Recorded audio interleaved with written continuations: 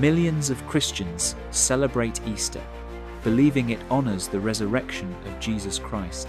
But what if I told you Easter has nothing to do with Jesus, and everything to do with a pagan goddess named Ishtar?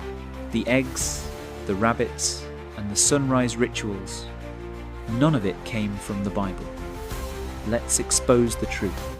The Bible says in Ephesians 5, verse 11, "And have no fellowship with the unfruitful works of darkness, but rather expose them."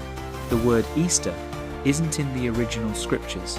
It comes from Ishtar, the Babylonian goddess of fertility and war, the same false goddess that ancient Israel turned to in rebellion against God.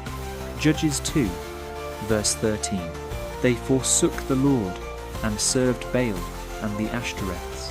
Those Ashtoreths, also called Astarte or Ishtar, were worshipped with fertility symbols, eggs and rabbits.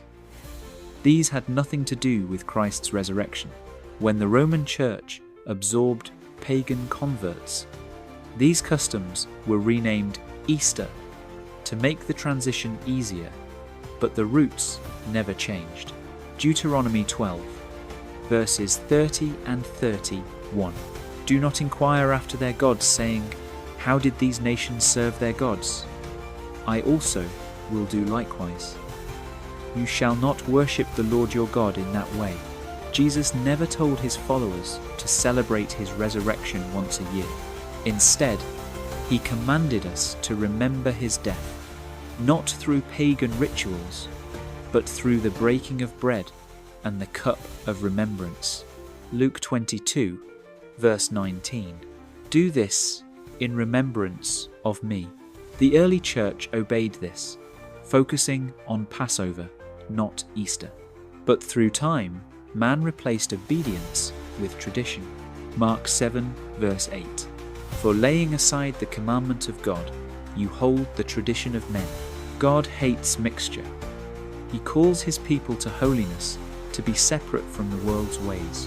2 Corinthians 6, verse 1-4. "What communion has light with darkness?" True believers don't need Easter to celebrate Christ.